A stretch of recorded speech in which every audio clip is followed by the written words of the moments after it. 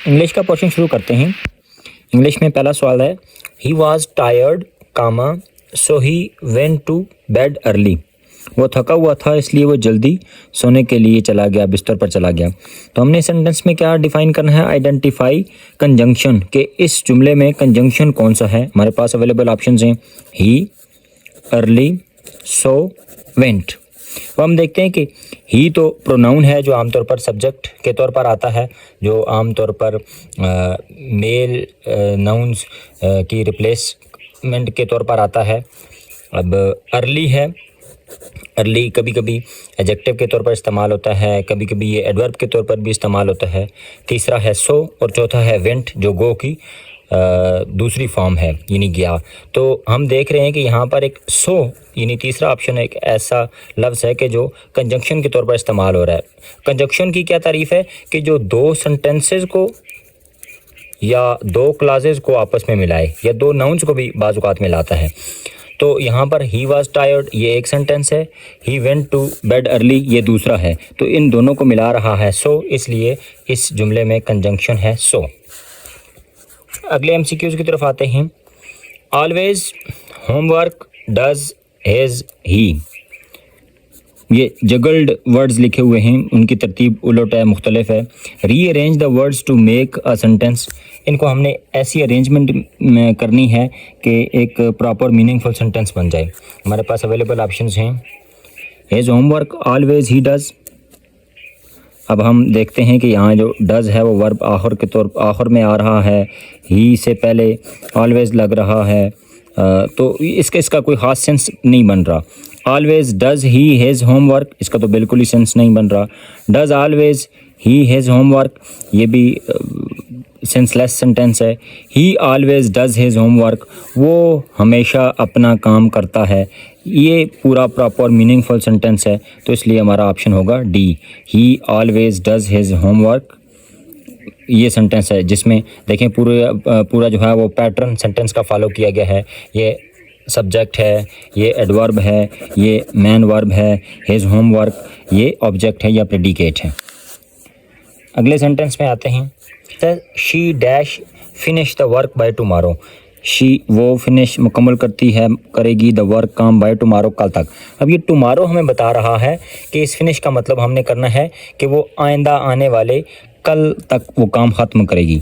तो ज़ाहिर है ये फ्यूचर की बात कर रहा है, मुस्तकबिल की आने वाले ज़माने की बात कर रहा है। तो फिर हम इसमें इस्तेमाल करेंगे जो फ्यूचर टेंस का हेल्पिंग वर्ब है यानी विल, वो यहाँ पर इस्तेमाल होगा। She will finish the work by tomorrow, वो आइंदा आने वाले कल तक अपना काम ख़त्म कर देगी। ये विल हमने लगाया है टुमारो की बेस पर।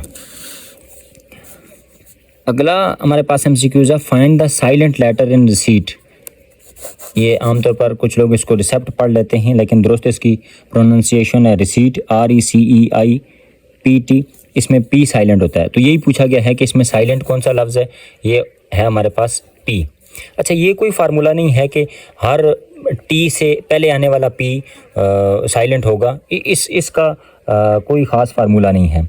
हाँ, P बहुत सी जगहों पर जो है वो P बहुत सी जगहों पर साइलेंट होता है। मिसाल के तौर पर हमारे पास लफ्ज़ है साइकोलॉजी, इसमें P साइलेंट होता है। इसी तरह हमारे पास लफ्ज़ है निमोनिया, ये भी P से लिखा जाता है। और भी बहुत से अल्फाज हैं, जैसे अभी हमने ये पढ़ा रिसीट। तो ये कोई ख़ास फार्मूला नहीं है कि हर T से आने वाला P साइलेंट होगा, बल्कि P के मुख्तलिफ़ तरह के फार्मूले हैं। अगले एमसीक्यूज़ की तरफ आते हैं। सारा looked at dash in the mirror before living. सारा ने देखा एट किसे, अब देखते हैं कि इन द मिरर शीशे में, बिफोर लिविंग कहीं जाने से पहले। सारा ने कहीं जाने से पहले मिरर में देखा ज़ाहिर है उसने अपने आप को ही देखा होगा। तो चूँकि सारा एक फ़ीमेल है, लड़की है, तो इसलिए हिमसेल्फ तो इस्तेमाल नहीं होगा।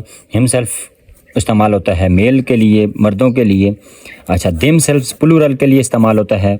हर सेल्फ सिंगुलर के लिए इस्तेमाल होता है और सिंगुलर फीमेल के लिए इस्तेमाल होता है। तो हर सेल्फ जो है वो यहाँ पर दुरुस्त ऑप्शन हो जाएगा। सारा looked at her self in the mirror before living. It self बेजान चीज़ों के लिए आमतौर पर इस्तेमाल होता है जो इनएनिमेट होती हैं।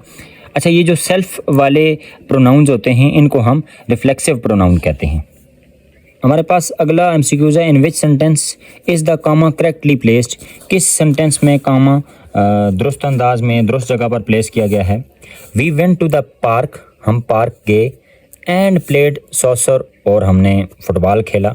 अब देखें जहाँ पर एंड आता है तो एंड के आने से पहले ना, एंड से पहले और एंड के बाद कामा का इस्तेमाल नहीं होता, तो इसलिए ये वाला कामा ठीक जगह पर नहीं लगा हुआ। If you are hungry please eat something. अब ये हेल्पिंग वर्ब के फ़ौरन बाद इन्होंने कामा लगाया है, ये भी इसकी प्लेसमेंट गलत है। She ran fast jumped high comma and smiled, इसमें भी ठीक नहीं है क्योंकि एंड से पहले लगाया गया है।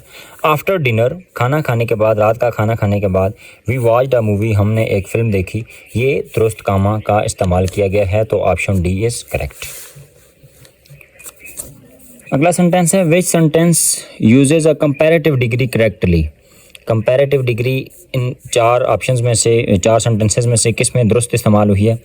अब कंपैरेटिव डिग्री होती है एडजेक्टिव की। एडजेक्टिव की हमें पता है कि 3 डिग्रीज होती हैं। पहली डिग्री को कहते हैं पॉजिटिव डिग्री, दूसरी को कहते हैं कंपैरेटिव डिग्री और तीसरी को कहते हैं सुपरलेटिव डिग्री।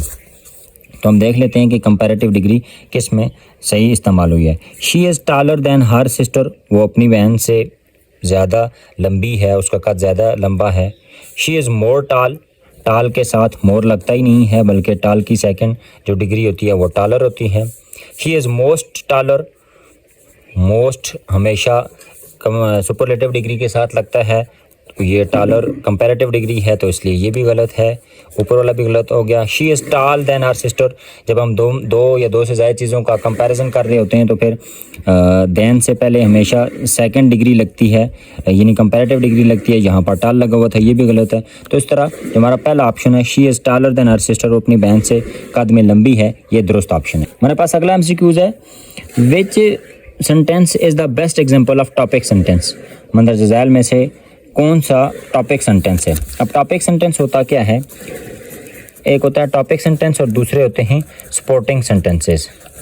हर पैराग्राफ का जो पहला वाला सेंटेंस होता है वो टॉपिक सेंटेंस होता है, जो कि हमें बताता है कि ये पैराग्राफ किसके बारे में है, और बाकी जो उसके नीचे डिटेल्स दी हुई होती हैं उनको हम सपोर्टिंग सेंटेंसेस कहते हैं या विविड सेंटेंसेस कहते हैं।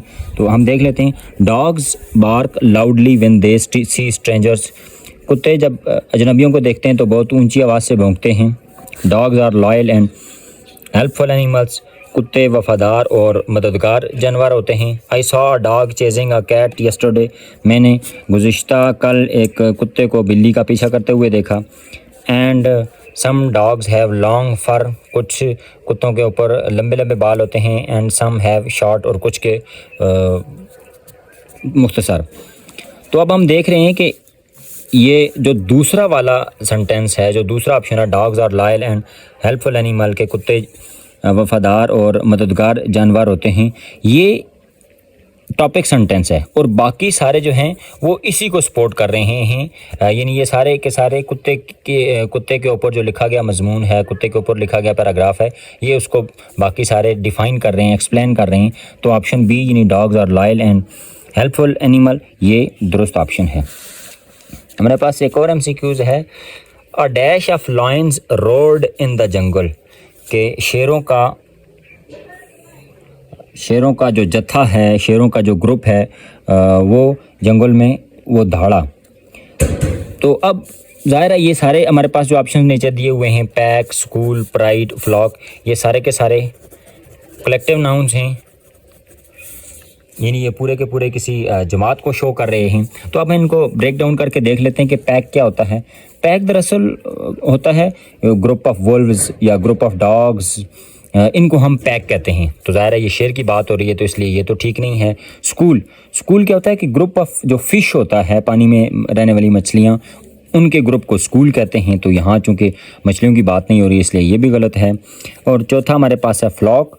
तो फ्लॉक होता है ग्रुप ऑफ बर्ड्स, यानी परिंदों का जो होल होता है उसको हम फ्लॉक कहते हैं। इसी तरह जो बकरियां हैं, बकरियों का जो रेवड़ होता है उसको भी हम फ्लॉक कह लेते हैं, फ्लॉक ऑफ गोट्स या फ्लॉक ऑफ शीप भी कह लेते हैं। तो यहाँ पर चूँकि शीप की बात नहीं हो रही, बर्ड्स की नहीं हो रही, तो ये भी नहीं है। तो जो प्राइड है, ये चौथा ऑप्शन बचता है। प्राइड दरअसल होता है ग्रुप ऑफ लायंस, यानी जो शेरों का जो झमकट्टा होता है, जो उनका ग्रुप होता है उसको प्राइड कहते हैं। तो यहाँ पर दुरुस्त ऑप्शन होगा प्राइड।